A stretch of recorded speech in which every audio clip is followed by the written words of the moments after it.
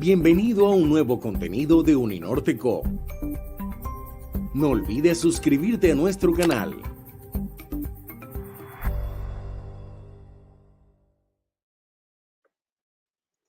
Muy buenos días a todas las personas conectadas en este momento. En nombre de la quinta versión de la Cátedra Global de la Universidad del Norte, les damos la más cordial bienvenida al conversatorio Retos y oportunidades para la democracia en el contexto actual, el futuro de la participación política y representatividad. En el día de hoy, con la participación especial del secretario general del Instituto Internacional para la Democracia y la Asistencia Electoral, doctor Kevin Casas Zamora, y el rector de la Universidad del Norte, doctor Adolfo Meisel Roca. Este conversatorio es la directora del Departamento de Ciencia Política y Relaciones Internacionales, la doctora Angélica Rodríguez.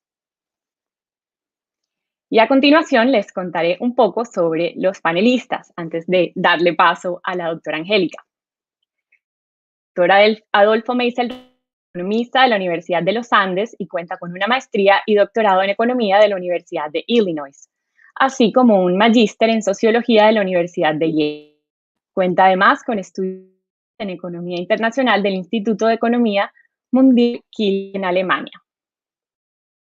Estuvo vinculada décadas al Banco de la República, terminando su trayectoria como codirector de la Junta Directiva. Fue director del ICETEX por muchos años de la Cátedra Historia Económica de la Universidad de los Andes, la Universidad Javeriana, la Universidad de Cartagena y la Universidad del Norte. Lideró el Centro de Estudios Económicos Regionales del Banco de la República, publicando diferentes investigaciones sobre la historia económica y social y política de la región Caribe, así como múltiples libros y artículos, convirtiéndose en un importante analista de los retos y problemas que enfrenta el país para alcanzar el desarrollo de sus periferias. El secretario general, Kevin Casas Zamora, es doctor en Ciencias Políticas de la Universidad de máster en Gobierno de América Latina de la Universidad de Essex y licenciado en Derecho de la Universidad de Costa Rica. Cuenta con más de 25 años de experiencia en gobernabilidad democrática como investigador, analista, educador, consultor y funcionario público.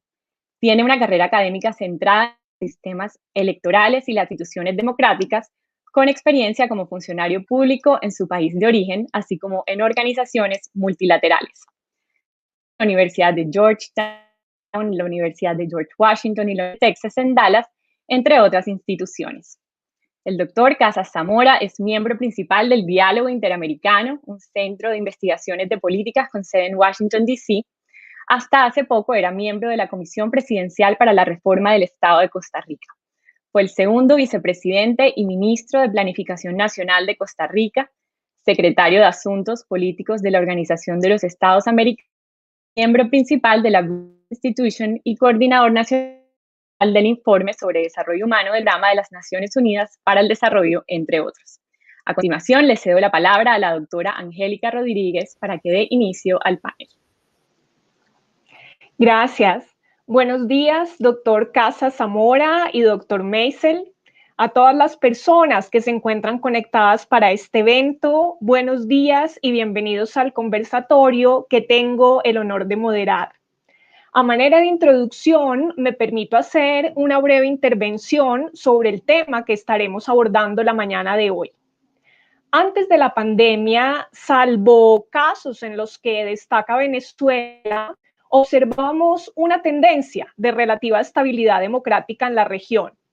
Esta tendencia estaba acompañada de incrementos en la participación electoral, aunque permanecían también tareas pendientes en temas tales como la preparación de los candidatos, la efectiva incorporación de las mujeres, el acceso a los recursos y los riesgos electorales, entre otros. Con la pandemia se evidenció un proceso de erosión democrática, principalmente marcado por el desequilibrio en el sistema de pesos y contrapesos, las restricciones a las libertades y las capacidades de los gobiernos locales. De manera particular, en la coyuntura colombiana, estamos atravesando una etapa marcada por manifestaciones de descontento social y dificultades para llegar a consensos entre el gobierno y una parte de la ciudadanía. Esta situación nos ubica en un escenario de crisis de representatividad, donde cada vez más ciudadanos y especialmente los jóvenes expresan que confían menos en sus representantes y en las instituciones. No obstante, también ha abierto la puerta para reflexionar sobre las diferentes formas de relacionamiento ciudadano con la democracia.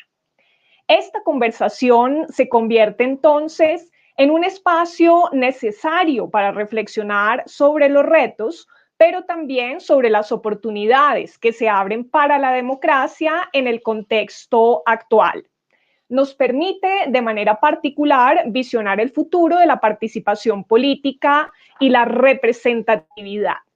A continuación, quiero compartir con ustedes la metodología de nuestra conversación. Primeramente, tendremos las intervenciones de cada panelista y al final de cada una de sus intervenciones esbozaré una síntesis. Posteriormente, abriremos el espacio de diálogo y por último, se contestarán algunas preguntas que recibiremos de ustedes, los asistentes, a través del chat. Secretario General, doctor Casas Zamora, tiene usted la palabra, por favor. Muchísimas gracias, doctora Angélica, por tan amable introducción y muchísimas gracias a todos los que han hecho posible este evento, a la Universidad del Norte, que me ha honrado con esta invitación, al rector Adolfo Meisel, por supuesto, con quien tengo el enorme privilegio de compartir este escenario virtual. Y también quiero darle las gracias a un querido colega que es quien ha hecho posible este vínculo que hoy le permite a IDEA Internacional estar presente en la Universidad del Norte. Hablo de mi colega Luis Consuegra, que tiene a la universidad como su alma mater. Sin Luis, difícilmente este evento hubiera ocurrido. Así que muchísimas gracias a todos por esta invitación, que además me da un enorme gusto por otras dos razones. Primero, porque en el fondo de los fondos yo sigo siendo un académico que disfruta más que nada el ambiente universitario, así que esto de alguna manera me devuelve a encarnaciones previas en las que pasé algunas de las horas más felices de mi vida dando clase. Y además me permite estar, así sea virtualmente, en Colombia, que es un país que encuentro enormemente fascinante y que es de los países que yo más quiero en el mundo. He tenido mucha oportunidad de trabajar con Colombia a lo largo de los años y lo he disfrutado enormemente. Quizá para quienes no están familiarizados con lo que hace IDEA Internacional, quisiera dedicar un par de minutos antes de entrar en la materia que aquí nos convoca para contarles un poquito qué es lo que hace IDEA Internacional. IDEA es un instituto compuesto por 33 países, es un organismo multilateral con 33 países miembros de todas las regiones del mundo, todos democráticos, que básicamente hace dos cosas. Por un lado, es un centro de pensamiento, es un centro de investigación de política pública en temas relacionados con reformas electorales, reformas políticas, reformas constitucionales, aspectos de género en la política y en general temas de gobernabilidad democrática, digamos, ampliamente concebidos. Por otro lado, IDEA también provee asistencia técnica en diferentes lugares del mundo, en esos mismos temas, y en esa capacidad de proveedores de asistencia técnica estamos activos en diferentes modalidades entre 50 y 60 países en todo el mundo. Tenemos 19 oficinas en todo el mundo, tenemos programas regionales para América Latina y el Caribe, para África y el Medio Oriente, para Asia Pacífico, para Europa, y además tenemos estatus de observadores ante la Asamblea General de Naciones Unidas. Eso, de manera muy abigarrada, es lo que hace IDEA. Y por supuesto, siendo un centro de investigación que además provee asistencia técnica, un poco el truco de IDEA consiste en vincular el conocimiento comparado que producimos con la asistencia técnica que proveemos en el terreno. Y yo quisiera pensar que es esa capacidad de generar conocimiento comparado de alta calidad y aplicarlo en el terreno, aplicarlo en reformas constitucionales, aplicarlo en reformas políticas, aplicarlo en procesos de reforma electoral de la mejor manera posible. Es esa capacidad la que de alguna manera le da un perfil distinto a IDEA respecto de otras organizaciones que trabajan en este espacio de proteger la democracia, que dicho sea de paso es un espacio que cada vez es más necesario a la luz de las dificultades que está experimentando la democracia a nivel global, de las que voy a conversar en un momento.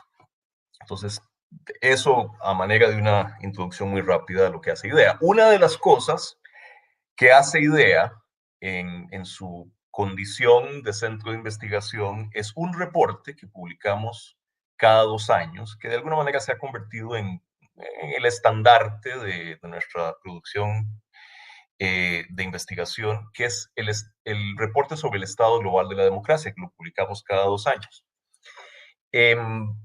Este año toca divulgar el informe hacia finales de año.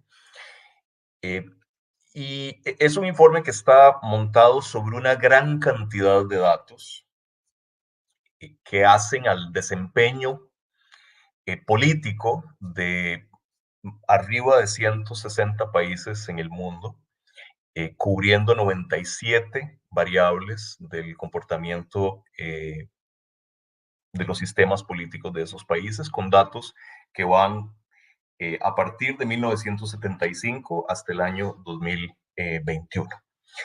Entonces, lo que quiero hacer sobre la base de los hallazgos de este informe global que tiene capítulos regionales, que como digo, publicamos cada 2 años, es hacer una radiografía muy rápida sobre algunas de las cosas que están pasando con la democracia a escala global, luego bajarlo a la región y finalmente, si me permiten la temeridad de hacer esto, tratar de decir alguna cosa que me parece relevante sobre lo que está pasando con la democracia en Colombia en estos días.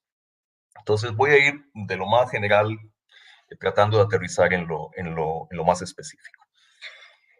A ver, ¿qué nos muestra ese mar de datos sobre el que está montado el informe sobre el estado global de la democracia? ¿Qué estaba pasando con la democracia antes de la pandemia? A ver, en términos generales, el entusiasmo democrático que era muy visible en el mundo en décadas anteriores, en los años 90, en los años 80, cuando claramente hubo un proceso muy rápido de expansión de la democracia a escala global, ese entusiasmo ya había desaparecido. Sin embargo, no todas las noticias eran negativas.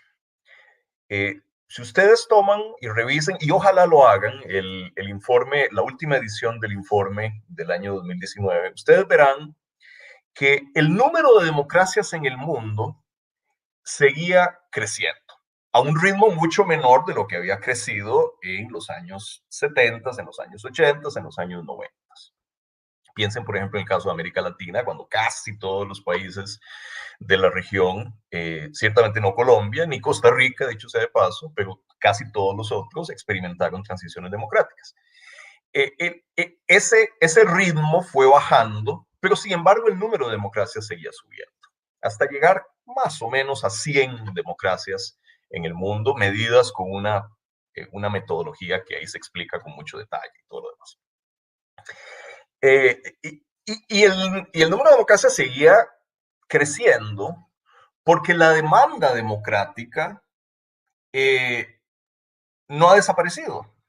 Digo, la aspiración democrática sigue siendo una aspiración compartida por pueblos en prácticamente todas las regiones. Todas las encuestas con diferentes matices lo revelan así.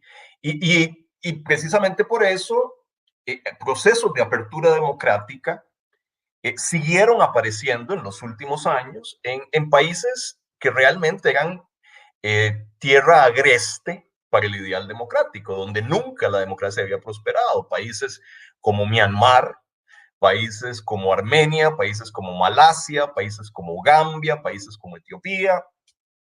Entonces, el número de democracias siguió creciendo más lento que antes, pero siguió creciendo. El gran problema detectado por el informe es que si la cantidad de democracias estaba creciendo, la calidad de esas democracias estaba disminuyendo en picada. No voy a meterme en los detalles de la medición que permite decir eso, pero nada más voy a decir dos cosas. De los aspectos del quehacer democrático, que claramente, de acuerdo con cualquier medición, estaban siendo objeto de un deterioro muy visible, está, por ejemplo, la libertad de expresión, que está bajo una presión, bajo un asedio en todas las regiones del mundo.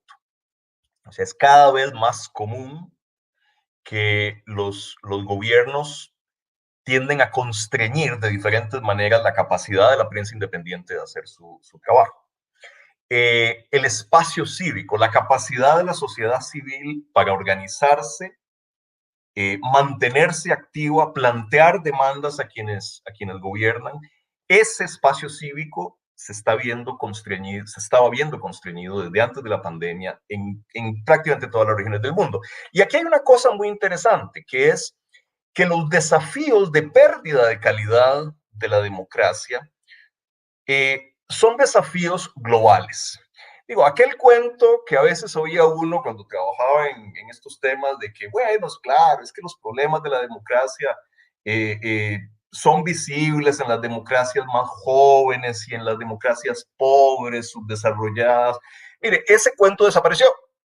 Resulta que algunos de los procesos más visibles de deterioro democrático se están dando en países donde uno no lo hubiera esperado. Se están dando en Estados Unidos, se están dando en países que son flamantes miembros de la Unión Europea. Ya para decirles algo, un dato que me acuerdo del último informe, de los 10 casos de deterioro democrático más acelerado en el lustro anterior, 6 de ellos están en Europa. Entonces, esto es muy importante porque lo que revela es que los desafíos democráticos que estaban ahí desde antes de la pandemia son desafíos globales, son desafíos que afectan a todas las democracias en diferentes grados, en todas las regiones y en diferentes niveles de desarrollo.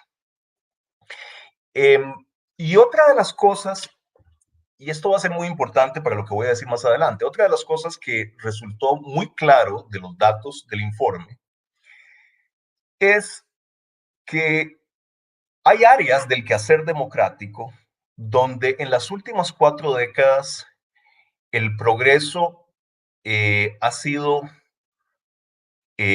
lento o inexistente. Y una de ellas, y este dato es quizá por lo menos de los que a mí más me impresionaron del informe,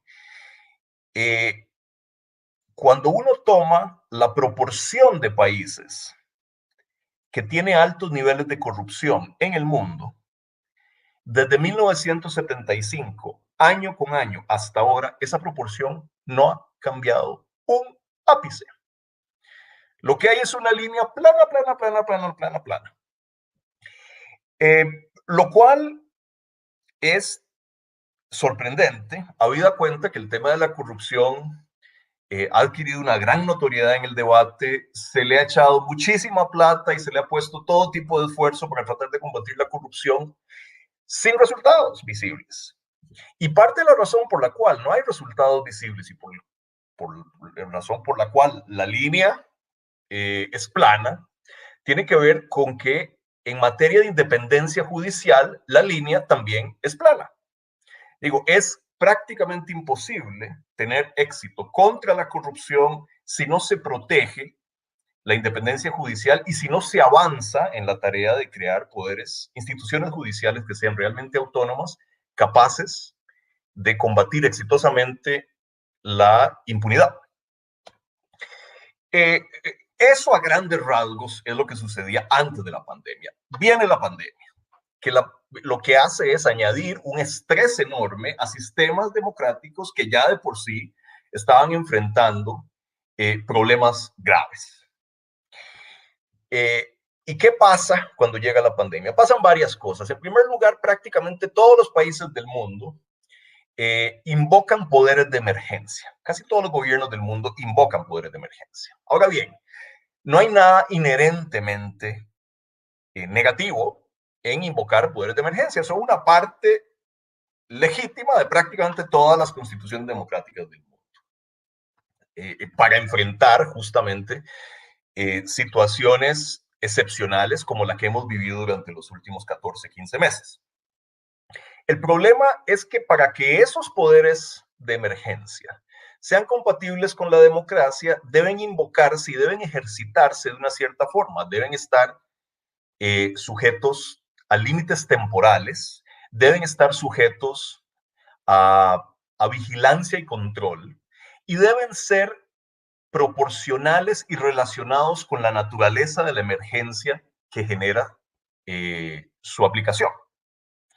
Y eso no en todos lados ha sido el caso. Hemos visto, por un lado, gobiernos que han invocado estados de emergencia sumamente prolongados. Eso de casos como el de Filipinas, que tiene un estado de emergencia invocado por los próximos 2 años. Incluyendo muchos casos de manera sorprendente en América Latina. América Latina es una de las regiones que tiene más casos en los que gobiernos han invocado poderes de emergencia por periodos muy prolongados. Pero más que eso, hay en muchos casos un uso abusivo de los poderes de emergencia. Ha habido muchísimos casos en que esos poderes de emergencia, una vez más, han sido invocados para caerle a palos a la prensa independiente y para caerle a palos a la sociedad civil, para limitar aún más la libertad de expresión y limitar aún más el espacio cívico. De nuevo, ahí hay un primer factor problemático creado por la pandemia. Un segundo factor problemático tiene que ver con las elecciones. Los calendarios electorales se dislocaron de manera brutal en el 2020. Casi un 70% de las elecciones que estaban programadas para el 2020 fueron o pospuestas o canceladas inicialmente. Luego, en el transcurso de este último año, ha pasado algo interesante, que es que los países han aprendido a celebrar elecciones en condiciones de pandemia. Entonces, cada vez más la respuesta natural, cuando viene un evento electoral, es hacia celebrarlo en vez de posponerlo o cancelarlo. Y creo que en esto, un punto de quiebre importante fue la elección parlamentaria en Corea del Sur, en abril del año pasado, que realmente demostró de manera muy clara que era posible celebrar elecciones de manera muy exitosa, donde incluso los niveles de participación de la ciudadanía subían de manera muy notoria. A partir de ahí me parece que hay una mejora notable en la capacidad de celebrar elecciones y una reducción, consecuentemente, en la dislocación de los calendarios electorales. Lo tercero que pasa con la pandemia es que todos esos procesos, casi todos esos procesos de apertura democrática que había habido en lugares muy variados en el mundo en los últimos años, empiezan a revertirse. El caso más obvio que lo hemos visto en los últimos meses es el de Myanmar, que realmente es una situación trágica, pero también en Armenia, en Etiopía, en Sudán, realmente la promesa de nuevos florecimientos democráticos en el mundo empieza a parecer cada vez más distante, cada vez más frágil. Y finalmente, la pandemia hace muy evidente en prácticamente todo lado, y ciertamente en América Latina, la ruptura del contrato social. Miren, esto la pandemia ha sido una maestra implacable. La pandemia, a ver, colectivamente, tanto como individualmente, afecta más a quien tiene más condiciones preexistentes. Y quien tiene aquellas democracias que tenían más problemas desde antes de la pandemia son las que se han visto más afectadas por la pandemia. El desempeño democrático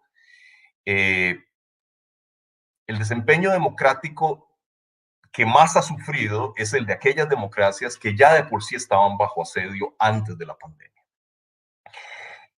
Pero además, la pandemia ha demostrado de manera palmaria el efecto brutal que tienen las desigualdades cuando viene una catástrofe de este tipo. Digo, es muy evidente, digo, la pandemia no es creada por los seres humanos, pero los patrones de su distribución y la forma en que acaecen sus consecuencias sí tiene que ver con decisiones tomadas por los seres humanos. Digo, pensemos por un instante que la mayoría de los que estamos aquí estamos, me imagino yo, ciertamente en mi caso, en capacidad de hacer nuestro trabajo remotamente cuando viene una situación de este tipo. Bueno, eso es un lujo. Eso es un lujo que muy poca gente tiene en países como los nuestros en América Latina. O sea, para quien está en la economía informal, para quien vende lo primero que tiene a su alcance en un semáforo, el teletrabajo no es una opción. Y el exponerse al contagio es una consecuencia inevitable de la precariedad económica en la que se vive. Entonces, hay un efecto de activación por parte de la pandemia de todas esas fracturas sociales y económicas que estaban ahí, en muchos casos latentes y en otros casos más visibles. Finalmente, en el caso de la pandemia, el otro efecto global que tiene es que le pone el foco a un tema muy descuidado a lo largo de las últimas décadas, que es el tema de las capacidades del Estado, que emerge como una de las variables claves en toda esta discusión. Digo, aquí quizá menos importante que en términos de la respuesta a la pandemia, hay gente que está interesada en que veamos la respuesta a la pandemia como una especie de competencia entre sistemas autoritarios y sistemas democráticos. A mí me parece que ese es el lente equivocado. Aquí el tema no es qué tipo de gobierno uno tenga, sino cuánto gobierno tenga, cuántas capacidades tenga el Estado para enfrentar una coyuntura de este tipo. Si las instituciones del Estado son eficaces, si están bien financiadas, si tienen capacidades gerenciales adecuadas y si tienen la confianza de la población.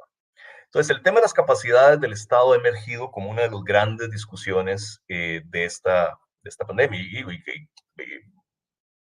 cabe citar algunos ejemplos notables. Digo, cuando el primer ministro británico, Boris Johnson, un político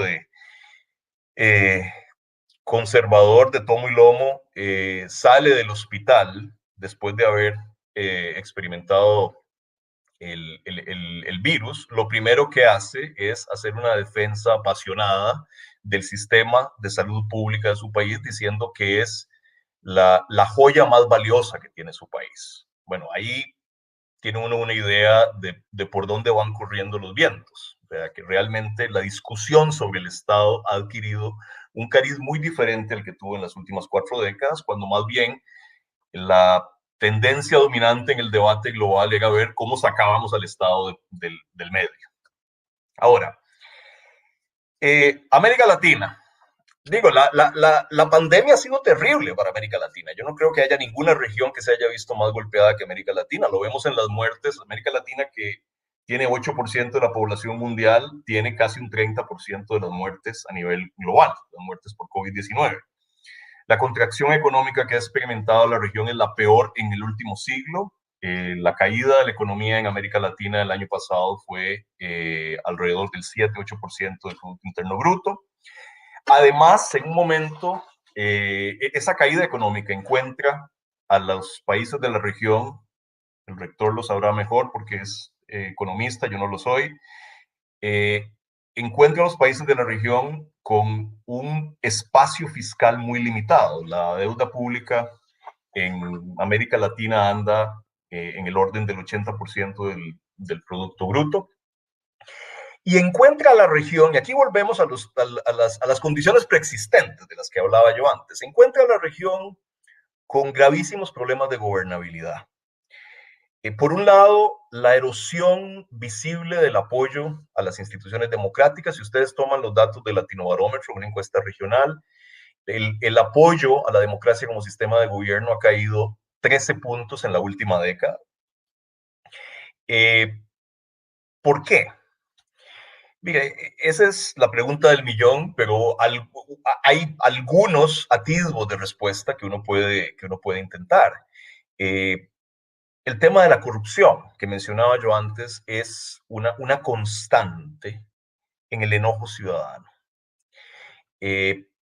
Como lo es también, y vuelvo al tema de las capacidades del Estado, la debilidad del Estado en América Latina para proveer bienes y servicios públicos de calidad a la ciudadanía. Parte de ese enojo, de esa erosión del apoyo democrático, tiene que ver con un tema que se ha explorado poco en América Latina. Y para los que de ustedes estén pensando en hacer investigación, en hacer tesis de grado y cosas de estas, aquí hay una idea. El tema de las desigualdades obviamente es muy importante en América Latina, pero hay un matiz que me parece que se ha explorado poco, que es la percepción de privilegio, que es levemente diferente. No es simplemente desigualdad. Les doy un ejemplo.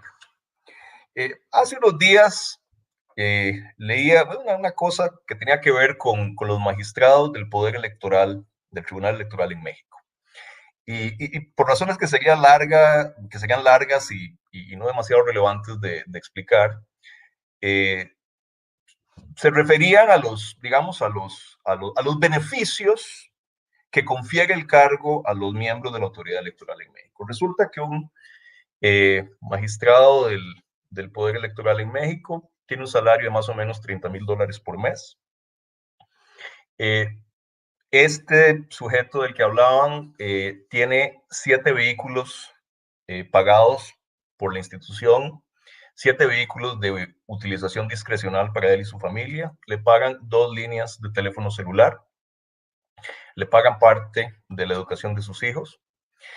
Y yo leía aquello y lo que me venía a la mente es, ¿qué pensará el señor que está vendiendo tacos en una calle en la Ciudad de México cuando abre el periódico y lee eso?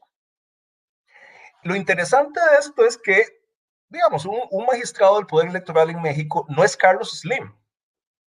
Digo, no es parte del 1%. O sea, este es un problema de desigualdad, pero no de desigualdad como tradicionalmente lo pensamos. Es un problema de privilegio y de privilegio legalmente consagrado, que creo que es una causa tremendamente corrosiva de enojo ciudadano en toda América Latina. Muy visiblemente se manifestó en las protestas en Chile de hace un par de años. Graves problemas de gobernabilidad como la licuefacción de los sistemas de partido, que ustedes en Colombia lo han sufrido. Y una cosa que nada más voy a mencionar, que es una combinación tóxica en nuestro diseño institucional, que está generando muchísimos problemas en todos lados, que es esta combinación de sistemas presidenciales con sistemas de partido fragmentados, donde los presidentes casi indefectiblemente carecen de mayoría legislativa, lo cual hace muy difícil hacer reformas. Entonces, de alguna manera, en América Latina estamos oscilando entre presidentes sumamente débiles que no pueden hacer nada, que no pueden responder a las demandas de la ciudadanía, digamos, hipopresidentes, por un lado, e hiperpresidentes, que es el otro extremo, ¿eh? Que es el presidente que cree que tiene mandato para hacer cualquier cosa que se apodera del sistema político y le pasa por encima a todos los frenos y contrapesos. Entonces, la pandemia toma a América Latina en un contexto en el que hay graves problemas de gobernabilidad. Y me parece a mí que el impacto de esta crisis ha revelado, de alguna manera, la historia de cómo discurrió la transición democrática de América Latina en la última generación. Y para simplificar mucho, voy a decir, la transición fue muy exitosa en América Latina en materia electoral. Digo, ese es el logro más importante de América Latina. América Latina celebra elecciones y las celebra bien. Digo, hemos erigido a la vía electoral como en la única legítima para acceder al poder. Eso es un cambio brutal en América Latina, si tomamos en cuenta la historia tremendamente azarosa que ha tenido América Latina en materia política. La vía electoral, el éxito en celebrar elecciones ha tenido un impacto importante, pero insuficiente en materia de derechos sociales y económicos. En otras palabras, las elecciones han ido permitiendo gradualmente que grupos que antes estaban marginados del sistema político participen del sistema político, hagan oír su voz, hagan valer sus demandas, y eso ha ido mejorando los índices sociales y económicos de la región. Digo, para quien quiera verlo, que por ejemplo tome la trayectoria del índice de desarrollo humano del Programa de Naciones Unidas para el Desarrollo en la última generación en América Latina. Fuera del caso extremo de Venezuela, en todos los demás países, la trayectoria del índice de desarrollo humano ha sido ascendente sin parar. ¿En qué no ha avanzado la transición democrática de América Latina? En la construcción de estados. Tenemos estados que en términos generales son muy débiles en sus capacidades para proveer bienes y servicios de calidad. Son estados discontinuos, son estados que no llegan a todo el territorio. Y Colombia es un caso dramático de eso. Y son estados discontinuos desde el punto de vista funcional. Digo, en casi cualquiera de nuestros países hay instituciones que funcionan muy bien. Sin saber los detalles de esto en Colombia, yo casi que les puedo asegurar que en Colombia, al igual que es el caso en Costa Rica y prácticamente toda América Latina, tiene gente buenísima, cuadros buenísimos en el Ministerio de Hacienda y en el Banco Central. Esas instituciones funcionan. Pero si ustedes se van a los ministerios y a las instituciones del sector social, es otro mundo. Entonces, tenemos estados discontinuos en términos de su presencia territorial y de sus capacidades. ¿En qué no ha avanzado? Prácticamente en nada la transición, en la construcción de Estado de Derecho e igualdad frente a la ley. Ese es el gran déficit que tiene la transición democrática en América Latina. Algunos de los temas que más preocupan a las sociedades en América Latina tienen que ver con el Estado de Derecho, el tema de corrupción, seguridad ciudadana, impunidad, acceso a la justicia. Todos esos temas demuestran de manera ostensible el gran déficit que en materia de Estado de Derecho tenemos en la región. A la luz de esta trayectoria de las transiciones democráticas, ¿cuál es la agenda que viene, me parece a mí, en América Latina? Primero, proteger la capacidad de la región de celebrar elecciones aún en medio de la pandemia, porque en muchos casos las elecciones son la única válvula de escape que tienen sistemas políticos sometidos a enormes niveles de estrés en este momento. Lo segundo, es urgente poner la gobernabilidad democrática en el centro del debate político. Es urgente que nos planteemos reformas políticas, reformas que tengan que ver con el diseño institucional, que tengan que ver con la calidad de la administración pública, las reformas tributarias, el eterno tema de América Latina que ustedes en este momento lo están viviendo de manera muy intensa. Construir Estado de Derecho. Y para construir Estado de Derecho, nada más importante que hacer todas las reformas necesarias para proteger, para blindar la independencia judicial. Porque sin independencia judicial no hay éxito posible en la lucha contra la corrupción y la impunidad. Si hacemos todo esto, hay la oportunidad de que esta crisis ayude a reconstruir el contrato social. Y aquí, con esto acabo porque me he extendido mucho, pero porque esto es importante, esta noción del contrato social. El contrato social no es una cosa abstracta, es una cosa en realidad muy concreta. O sea, el contrato social hace referencia a lo que como ciudadanos estamos dispuestos a contribuir y lo que estamos dispuestos a dejar de hacer a cambio de que el Estado nos dé algo. La opción a no tener un contrato social que funcione es el darwinismo social, la desintegración social. Y me parece que es eso lo que está en juego en Colombia en este momento.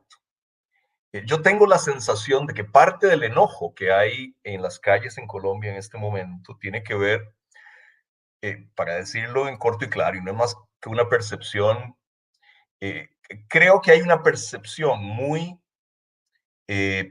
extendida de que nadie está dispuesto a pagar más impuestos, aunque le cobren más a los ricos, no importa. Yo, aunque me cobren menos, no estoy dispuesto a pagar más impuestos, porque no creo que el Estado me esté dando nada ni me vaya a dar nada.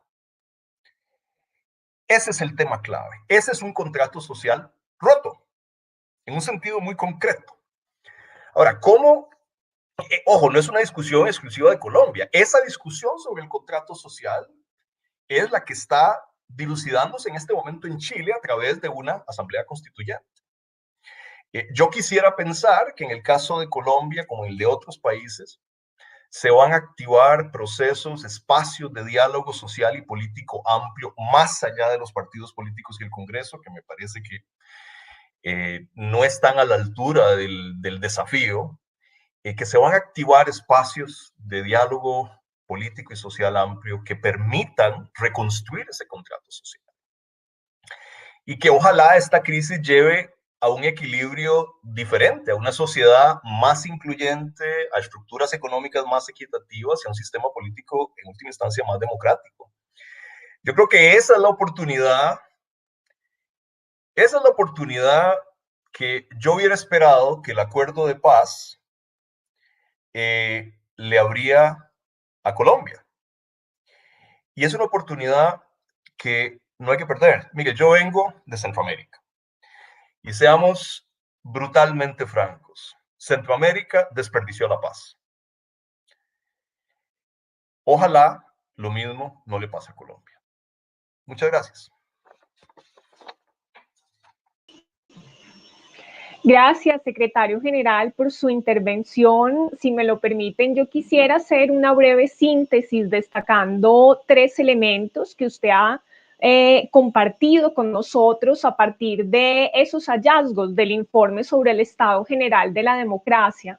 Usted nos ha ofrecido una radiografía que ha hecho un recorrido, como usted muy bien lo decía, de lo global, pasando por lo regional, haciendo también unas muy valiosas apreciaciones sobre el caso colombiano.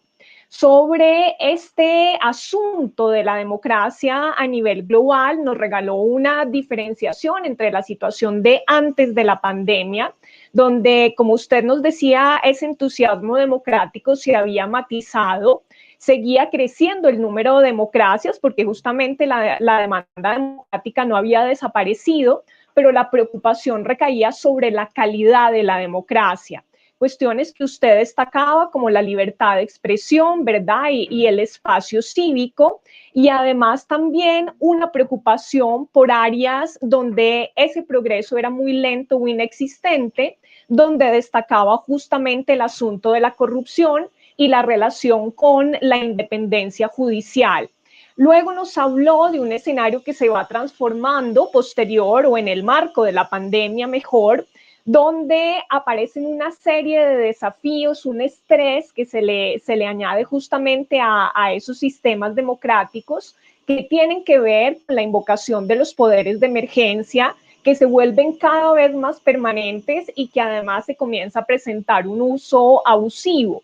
En segundo lugar, una referencia a cómo se van trastocando en sus calendarios electorales. Posteriormente, también una referencia al retroceso, a la apertura de los procesos democráticos y a la ruptura del contrato social, que ha sido muy clave en su intervención, y también esa pregunta tan importante sobre la capacidad del Estado, es decir, cuánto Estado tenemos para hacer frente a ese tipo de desafíos.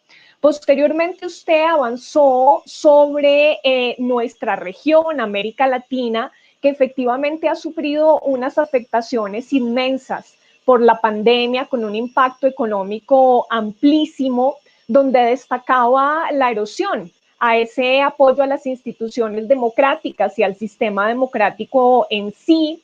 Se nos presenta una debilidad del Estado, unos problemas amplísimos de gobernabilidad, y nos hacía mención a ese déficit en la transición democrática, justamente centrada en esa construcción del Estado.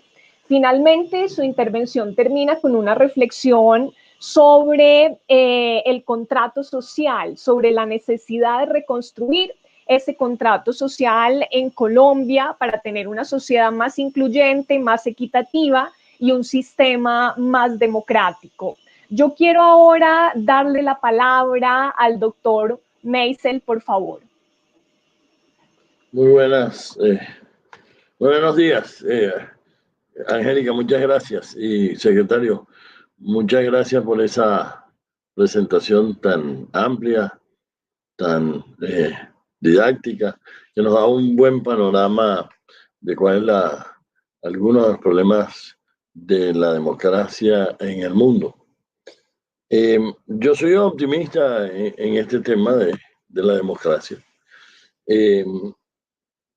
Y me quiero referir un poco a Colombia.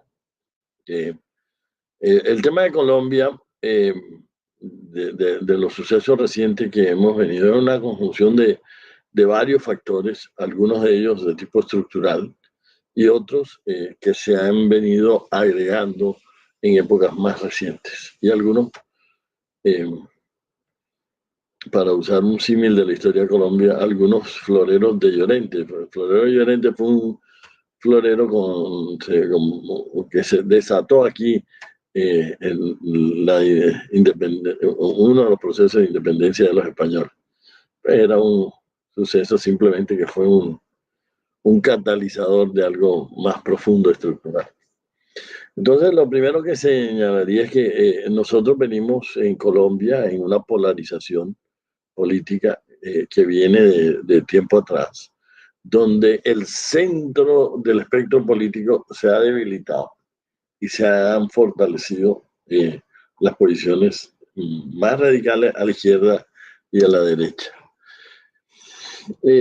Usted mencionó el proceso de paz. Yo creo que el proceso de paz fue una cosa positiva para el país, fue un avance que tenemos que consolidarlo. Pero el proceso de paz no era la solución de todos los problemas estructurales que tenía esta sociedad. Uno de ellos es el narcotráfico, que es un elemento muy singular de Colombia, y bueno, y de algunas otras democracias de América Latina, pero sobre todo en Colombia, y sobre todo en algunas regiones de Colombia, es un factor esencial para entender el conflicto. Porque el narcotráfico, pues,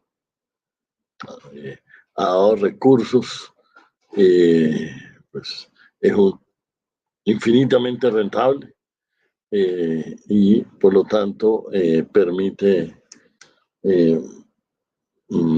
financiar diferentes actividades legales e ilegales. Un segundo punto, pues, tiene que ver con los efectos de la pandemia. Desde que hay cifras del Producto Interno Bruto en Colombia, más o menos confiables, es desde 1900, no ha habido en Colombia una caída del Producto Interno Bruto más grande que esta. En la Gran Depresión, y ayer lo veíamos en un conversatorio de economistas aquí en la universidad, yo soy profesor de Historia Económica y alguno citó una cifra que tenía un error de transcripción, Y finalmente, con el uso de algunos textos, aclaramos que la caída del PIB en Colombia, la Gran Depresión, fue relativamente menor. A Colombia no le fue mal en la Gran Depresión. Me imagino que a su país, Costa Rica, tampoco le fue muy mal, porque la razón por la cual a Colombia le fue bien fue porque el café se mantuvo con buenos precios durante la Gran Depresión. Entonces el efecto de la pandemia ha sido muy fuerte, con consecuencias sobre el empleo y sobre todo, y esto es un elemento fundamental para entender lo que está pasando, creo yo, sobre el empleo de la juventud. El empleo de los jóvenes entre 14 y 28 años, en la última medición, está en 23.9. Pero oigan esto, el desempleo de las mujeres entre 14 y 28 años está en 31.3%. O sea, casi que una de cada 3 mujeres está en desempleo abierto. Para no hablar de aquellas que ya no están buscando empleo porque son personas trabajadoras desalentadas. Para no hablar de la personas que están en la informalidad y que tienen recursos, ingresos muy bajos. Entonces hay una crisis social seria, aguda, de desempleo.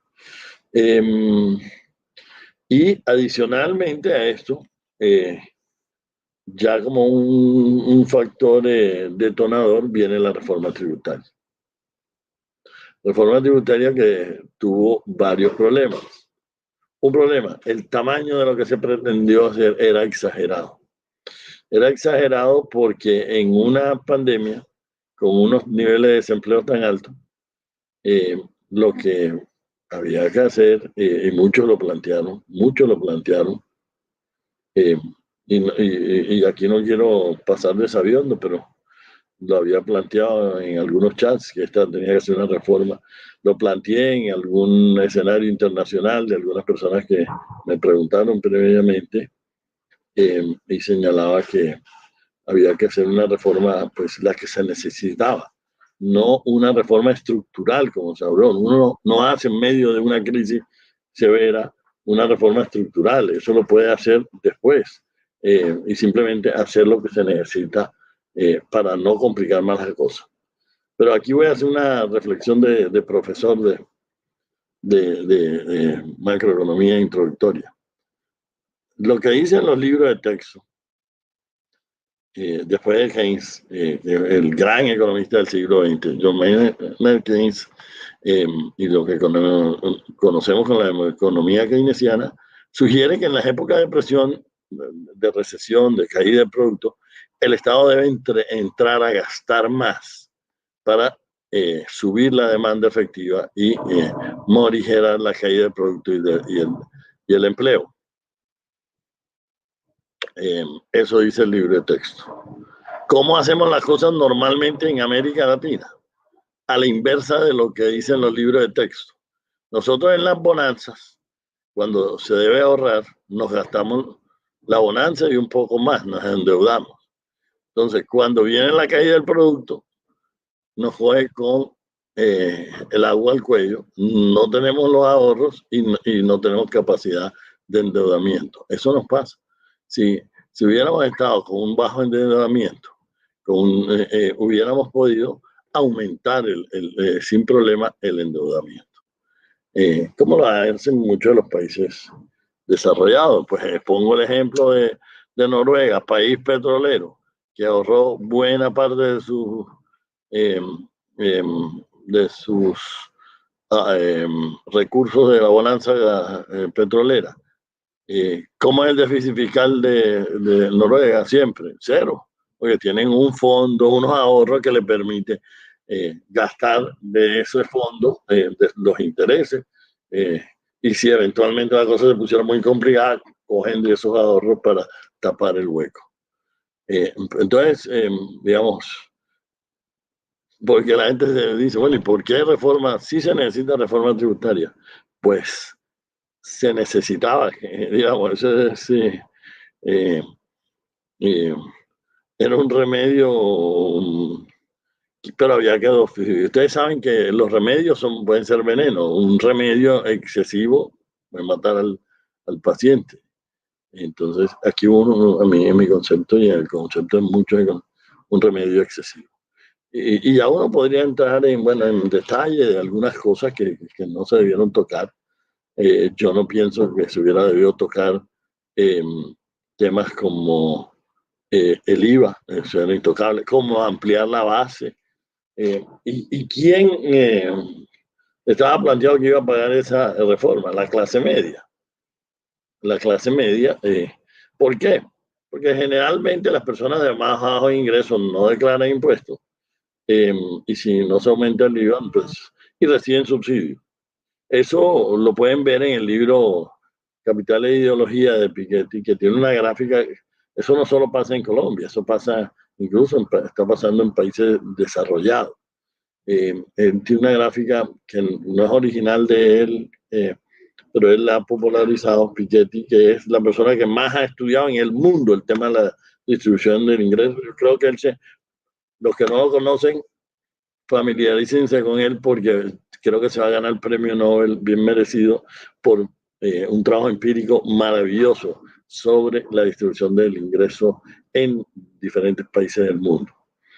Y entonces Piketty muestra, digamos, ¿qué pasa con el ingreso más pobre? Más o menos en el tiempo se mantiene constante, no pierden ingresos. ¿Qué pasa con el ingreso de los de la clase media? Baja como proporción del PIB. ¿Qué pasa con el ingreso de los más ricos? Se ha disparado.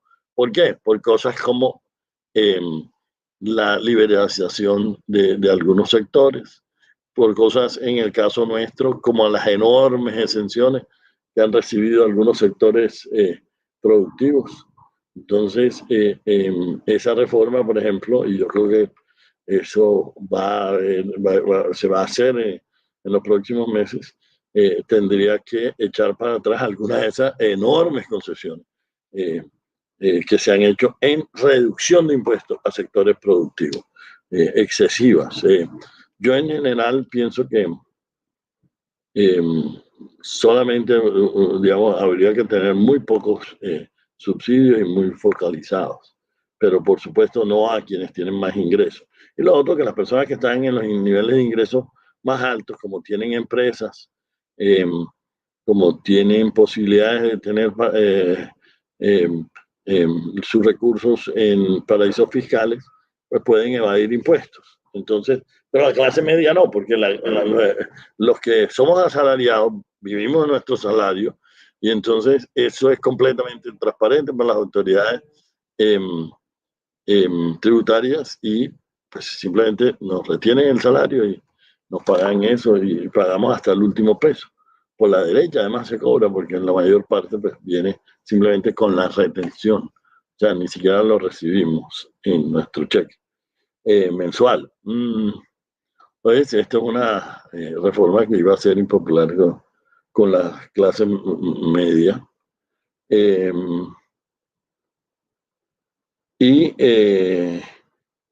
Yo señalaría, digamos, que este es un fenómeno que es importante siempre saber los sectores que están siendo afectados. Por ejemplo, el caso de los Estados Unidos, que es un caso interesante. La economía de Estados Unidos ha estado yéndole muy bien en las últimas décadas, pero a quien no le ha ido bien es a algunos sectores. Angus Deaton, algunos sectores de la población. Angus Deaton, un economista muy destacado, tiene un libro y él ha explicado el fenómeno del ascenso de un populismo de derecha en Estados Unidos, de un populismo blanco de derecha a través del deterioro de la situación social de la población blanca no educada. Y él muestra lo siguiente, me acuerdo, se lo resumo en 3 gráficos. Él dice, mire, esperanza de vida en Estados Unidos por grupos sociales. ¿Cómo van los afro? Bueno, los afro están ahí mejorando un poco. ¿Cómo van los hispanos? Mejorando, mejor que los afro. ¿Cómo van los blancos educados? Mejor que nunca, están disparados. en indicadores como esperanza de vida, etcétera, participación en ingresos. ¿Cómo van los blancos no educados? Van para atrás. Aumento en la esperanza de vida está cayendo. La esperanza de vida de los blancos no educados en Estados Unidos. Bueno, no educados, o sea, básicamente sin educación universitaria, en esa definición que usa Angus Deaton. Con esa definición de Angus Deaton, esa población está cayendo en la esperanza de vida por dos factores principales. Bueno, tres. Uno, pues que no tiene acceso a buenas redes de apoyo en el sistema de salud, que no los hay en Estados Unidos, por eso fue tan importante el Obamacare. Segundo, aumento de los suicidios. Y tercero, abuso de drogas, drogas medicadas. Drogas medicadas. Eso se ha disparado en Estados Unidos y eso ha hecho que en Estados Unidos exista esa población pues, ha reaccionado ante un populismo de derecha. Entonces, yo creo que estos son factores que hay que entender a la hora de valorar lo que está pasando en la democracia en muchos puntos, aquí en Colombia.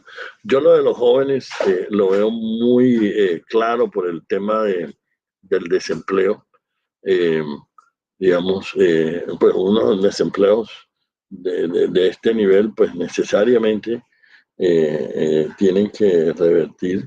Se han sacado en el pasado leyes para fomentar el empleo juvenil, pero pues hay que hacer cosas adicionales, adicionales a lo que se ha hecho, porque es que esta es una situación de emergencia. Como han dicho muchos economistas, este es un momento keynesiano. Y Keynes lo que decía era, bueno, hay que la acción del Estado para aumentar la actividad económica, para aumentar el empleo. Eso yo creo que se necesita en este momento en Colombia, y porque el COVID pues, nos ha golpeado más que ningún factor. Y obviamente había la serie de tensiones anteriores que estaban ahí, la polarización política que ya estaba, el legado del el problema latente del narcotráfico, porque el narcotráfico sigue ahí, como sabemos, no se ha reducido. Algunos sectores del conflicto armado siguen. Entonces, la suma de muchos y las tensiones, digamos, normales en un país tremendamente desigual como lo es Colombia. Esa inmensa desigualdad, por supuesto, implica que hay siempre tensiones en el sistema político nuestro, y que hay que avanzar en la reducción de esas desigualdades. Y yo pensaría, pues, que y eso es una constante, quienes han señalado, quienes estudian estos temas de reducción, política para reducción de desigualdades, siempre, y no es porque tenga el sector educativo, siempre recomiendan la inversión en educación, que sabemos que es altamente rentable, sobre todo en los primeros niveles, en los primeros años, tema en que nos falta invertir mucho. Todavía en Colombia, por ejemplo, tenemos desnutrición infantil, que como sabemos eso afecta el desarrollo físico, el desarrollo, la esperanza de vida, afecta el desarrollo intelectual, y todavía tenemos altos niveles demasiado alto, porque aunque viene mejorando, eso no es suficiente, es que el objetivo debe ser de nutrición cero. Y a este nivel de ingreso que tiene Colombia es posible, si se pone como una prioridad, eliminar la desnutrición. Entonces, infantil. Entonces, yo señalaría que además digamos, en estos temas tributarios, uno de los temas que hay que ver es, uno, hay que aumentar la efectividad del gasto público, focalizarlo en aquellos sitios donde más se necesita. Y por supuesto, eso implica la eliminación de la corrupción, que es lo que le quita, uno de los factores que le quita más efectividad al gasto público. Neutraliza, digamos, se hace un esfuerzo grande por cobrar, pero cuando se gasta, pues se desvirtúa, porque programas muy positivos desde el punto de vista del bienestar de la población, como los programas de alimentación escolar, hemos visto que han sufrido por la corrupción. Gracias.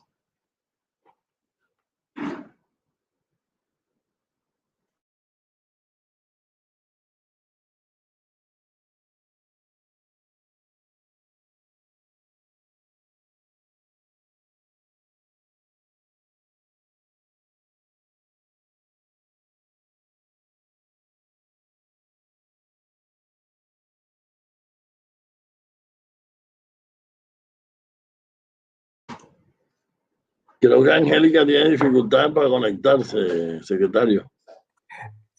Mire, tal vez, ojalá se nos pueda conectar la doctora Angélica, pero rector, Sí, ¿me permite reaccionar a algún par de cosas de las que dijo en la presentación tan interesante que hizo?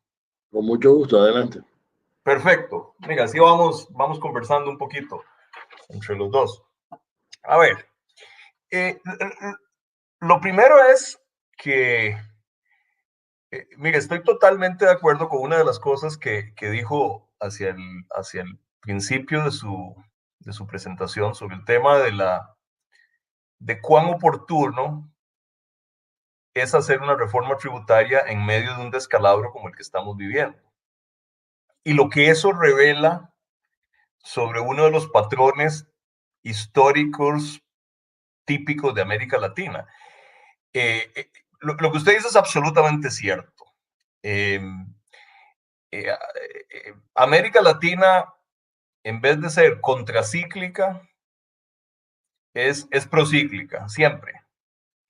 Y somos como la cigarra del cuento, ¿no? Cada vez que viene una crisis de este tipo, aunque coincido con usted que nunca habíamos tenido en el último siglo una crisis como esta en América Latina, pero cada vez que viene una crisis grande, se habla de que, bueno, ahora vamos a tener otra década perdida. Mire, para mí la década perdida en América Latina realmente fue la década entre el 2004 y el 2015, que fue cuando hubo crecimiento económico muy robusto en prácticamente toda la región, y era ahí cuando había que hacer las reformas. Y no se hicieron.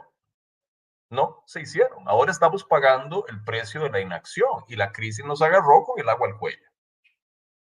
Entonces, la década perdida es la década cuando crecimos económicamente, porque fue ahí que no se hicieron las cosas que debieron hacerse desde hace muchísimo tiempo. Entonces, en ese sentido estoy muy de acuerdo con su comentario. Lo segundo es, digo, a mí me parece que el caso de Colombia es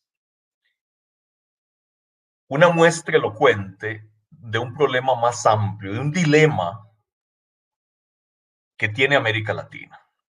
Y es dilema en el sentido castizo del término porque no tiene una solución fácil, no tiene una solución obvia. Nosotros necesitamos construir Estado. La democracia no funciona sin Estado, porque el Estado y los bienes públicos y los servicios públicos son los que traducen en la práctica algunos de los derechos fundamentales que tenemos. Y la democracia, sobre todo, es un conjunto de derechos que tenemos como ciudadanos y ciudadanas. Necesitamos construir Estado. Necesitamos una institucionalidad que sea capaz de garantizar la vigencia efectiva de esos derechos fundamentales, muchos de los cuales, como digo, se traducen en bienes y servicios públicos, literalmente. Y esto, digo, a ver, es una cuestión de derechos por un lado, pero es también una cuestión de expectativa. Lo que usted decía sobre la juventud, mire, el tema del desempleo juvenil, mire, yo creo que eso es de nuevo, una muestra particularmente intensa de un problema más grande, que es cómo las expectativas de ascenso social han ido creciendo mucho más rápido que la capacidad de los estados para garantizar acceso a esos derechos y a esas oportunidades que son las que proveen la posibilidad real de ascender socialmente. O sea, ahí hay un abismo que se ha ido ensanchando entre las expectativas de la sociedad y las capacidades del Estado para garantizar acceso a derechos. Y finalmente necesitamos Estado, sobre todo cuando las papas queman, cuando nos cae encima una crisis como esta. Mire, y le doy un ejemplo muy chiquito de ese tema, un ejemplo a nivel micro del tema de las capacidades del Estado. Yo tengo la sensación de que una de las razones por las cuales, hay muchas razones por las cuales la pandemia ha golpeado mucho más duro a América Latina que a África subsahariana. Hay cosas que tienen que ver con la estructura demográfica de ambas regiones, pero hay un tema que se ha señalado poco, que es que en África subsahariana, como resultado de epidemias y crisis de salud pública previas, desde el VIH-Sida, el ébola, casi todos esos países desarrollaron en sus ministerios de salud un mínimo de capacidades para responder a emergencias como esta. En América Latina no. Entonces, ese es un ejemplo muy chiquito de cómo las capacidades subdesarrolladas en la institucionalidad, en este caso de la salud pública, le pasa una factura a los países cuando les cae una crisis como esta. Entonces, multipliquemos eso en un montón de sectores y nos vamos a encontrar con un estado raquítico frente al tsunami que le cayó encima. Entonces, todo esto para decir, necesitamos construir Estado en América Latina. Ojo, y aquí lo digo con cierta trepidación frente a esta audiencia, me parece que es particularmente cierto en Colombia. Digo, el problema, yo creo que históricamente, una de las razones de la conflictividad y de la proliferación de economías ilegales en Colombia es la falta de control del Estado sobre el territorio. Yo me acuerdo cuando estaba yo en la OEA, y les comparto una anécdota que muchos de ustedes podrán verificarla y conocerla mucho mejor que yo lo que les voy a decir. Yo me acuerdo cuando estaba yo en la OEA, el proyecto más grande que yo tenía a mi cargo era la misión de apoyo al proceso de paz, la MAPOEA, que todavía existe. Y la MAPOEA tenía oficinas en en las zonas más afectadas por el conflicto. Entonces, para mí fue una experiencia maravillosa y fascinante. Ahí aprendí yo a amar a Colombia, porque realmente no me quedé en Bogotá, sino que visité los lugares más improbables en Colombia. Encuentra el Chocó. Y pasé una semana en el Chocó. Miren, el Chocó no tiene nada que ver. Se lo digo, viniendo de afuera, no tiene nada que ver lo que yo vi en el Chocó con lo que uno ve en Bogotá o en Medellín o en Cali. Es otro país. Digo, Pero, en Chocó no hay carreteras. De acuerdo, sí, pero si me permite una interpelación en ese sentido. Por favor, Mira, rector. El tema este que tú planteabas del África, digamos, a mí me parece interesante, porque fíjense, este ha sido un conflicto urbano de los últimos días. A mí me ha llamado la atención una cosa, es urbano, pero generalizado, a ciudades pequeñas incluso. Digamos, el gran paro que habíamos tenido digamos, en la vida mía fue el paro de 1977, pero ese fue un paro de Bogotá fundamentalmente. En este paro hay muchas capitales, muchas, o sea, docenas de ciudades han estado involucrados, pero en las zonas rurales no. Entonces, Chocó ha estado tranquilo, fíjate. Claro, hay más necesidades en Chocó, pero Chocó ha estado tranquilo.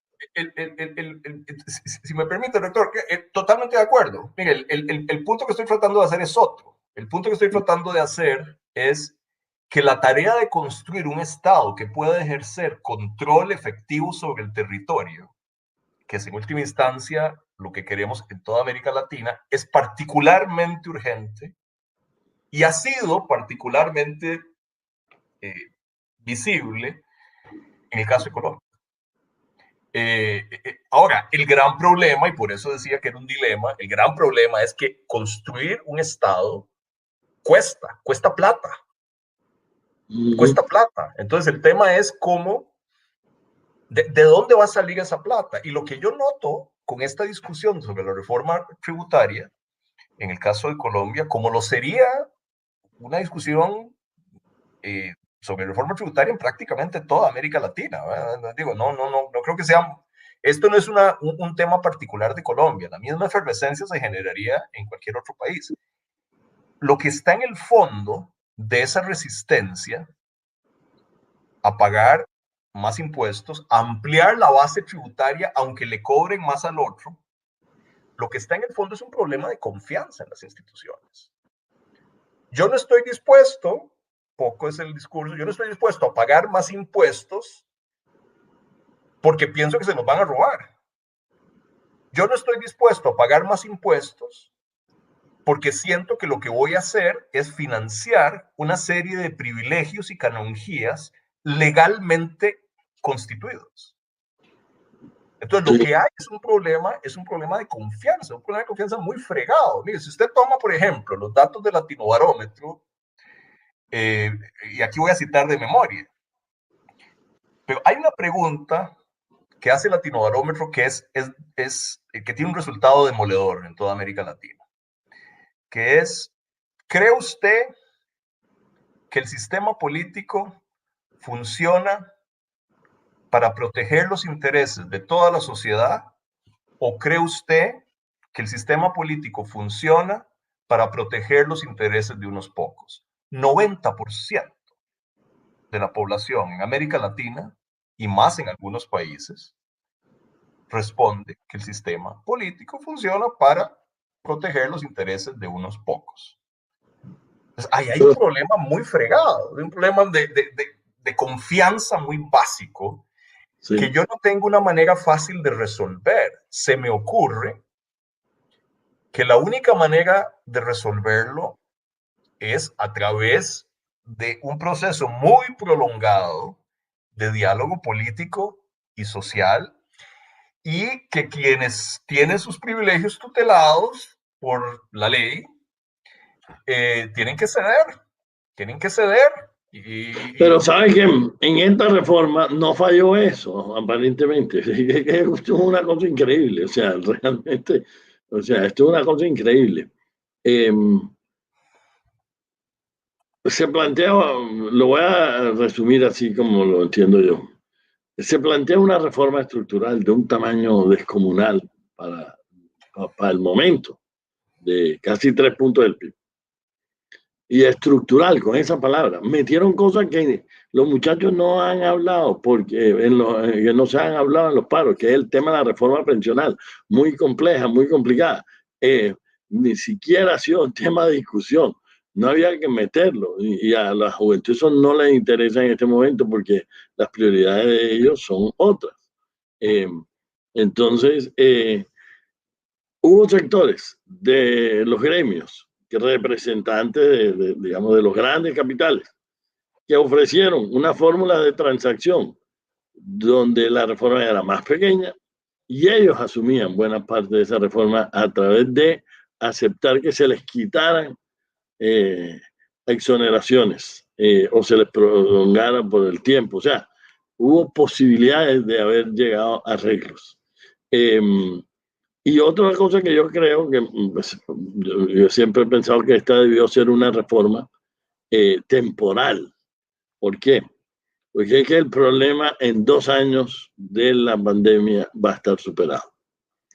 Entonces, en ese momento se puede pensar en esas cosas estructurales, pero había que sacar el agua, la cabeza del agua en este momento. Uno cuando se está ahogando no debe estar pensando en lo que va a hacer entre un año, sino en lo que está pasando en ese momento. Y ahí hubo, digamos, mejor dicho, aquí se juntó todo. Yo sé que esas son cosas que tú dices, son cosas estructurales, pero aquí hubo cosas coyunturales muy inoportunas que complicaron más la cosa. Ahora, rector, un tema, yo en principio coincido con usted que por la naturaleza y la intensidad de la crisis en este momento, posiblemente hubiera sido más sensato pensar en una reforma temporal. Ahora, eso no resuelve el problema de fondo. El problema de fondo, digo, el estallido que estamos viendo es gatillado por la crisis inmediata, pero las razones son mucho más de fondo. Y aquí, de nuevo, estoy rememorando cosas que me tocó vivir cuando estaba en la OEA a cargo de la MAP, de la Misión de Apoyo al Proceso de Paz. Le voy a decir, la sensación que siempre tuve yo cuando cuando en ese momento estaban en plena negociación, estoy hablando del año, incluso antes de la negociación, estoy hablando del año 2013, 2014, 2015, estaba yo yendo mucho a Colombia. Y cada vez que hablaba con alguien del gobierno, me quedaba la sensación de que si el acuerdo de paz iba realmente a transformar a Colombia, la política de restitución de tierras, de todo lo que se iba a hacer en la zona rural, justamente para hacer posible la presencia efectiva del Estado. Eso le iba a costar a Colombia entre 30 y 50 puntos del PIB. Esa era la sensación que me quedaba a mí cada vez que hablaba con alguien del gobierno, cuando me contaban lo que estaban planeando hacer y que eventualmente se virtió en el acuerdo de paz.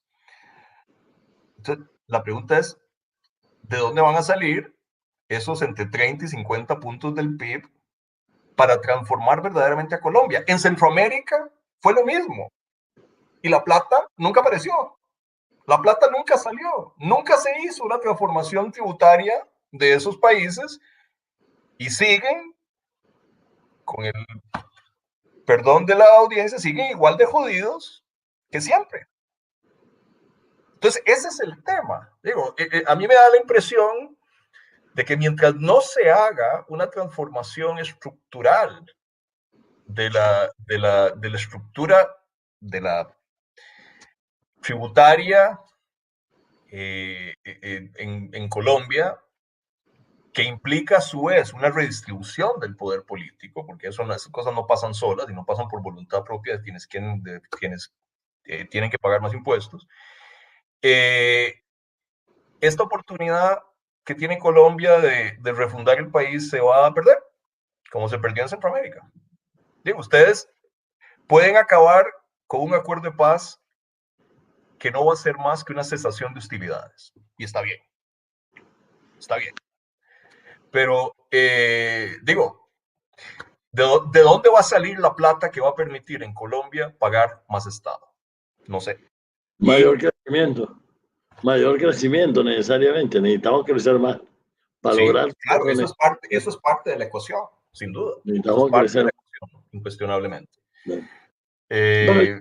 Yo soy un optimista, digamos, o sea, a ver, yo creo que fue bueno haber hecho el proceso de paz y que necesitamos consolidarlo. Y termino con eso. Pero sí que para solucionar los problemas más complejos que tiene esta sociedad, no nos podemos conformar con el tipo de tasas de crecimiento que estamos viendo, que son tasas muy bajas. Y tenemos que acelerar la tasa de crecimiento. Eso nos porque hay un límite a lo que se le puede cobrar a los más ricos. Porque, digamos, si se le cobra, a lo mejor sacan sus capitales. Entonces, si le cobra demasiado a los grandes capitales, pues simplemente no invierten. Entonces terminamos en el peor de los casos. Si me permite, y yo podría seguir aquí 2 horas hablando con el rector, ¿no? Yo no sé si la gente seguiría 2 horas escuchándonos, pero yo sí seguiría 2 horas hablando con el rector. Por supuesto, el crecimiento económico más acelerado es una de las claves para hacer posible que haya un Estado que sea viable desde el punto de vista financiero. El tema es que para acelerar el crecimiento económico tenemos que hacer una serie de inversiones públicas en educación, en infraestructura, en investigación y desarrollo, que en lo fundamental, sobre todo en el caso de educación y de infraestructura, que en lo fundamental no los puede hacer nadie más que el Estado. Entonces, volvemos al mismo punto de antes. O sea, necesitamos más Estado para acelerar la tasa de crecimiento, para llevarla a un equilibrio nuevo, un equilibrio superior. La cosa es cómo financiamos eso. Y en este momento, a la luz de lo que está pasando en Colombia, yo no veo que la sociedad esté dispuesta a pagar por más Estado. Y ese es el gran dilema que tiene América Latina y que tiene Colombia. Y yo no sé cómo resolverlo. Pero ese es el problema que me parece que como sociedad y como región debemos resolver. De acuerdo. Luego de esta última intervención, damos por terminado el conversatorio Retos y oportunidades para la democracia en el contexto actual, el futuro de la participación política y representatividad. Agradecemos a nuestros panelistas, doctor Meisel y doctor Casas Zamora, secretario general de IDEA Internacional, por su participación. Gracias también a nuestros invitados especiales y al público que nos acompañó virtualmente desde distintas partes del mundo. Los invitamos a las demás actividades programadas en el marco de la Cátedra Global y que tengan un muy feliz resto de día. Los siguientes contenidos de Uninorteco te pueden interesar. No olvides suscribirte a nuestro canal.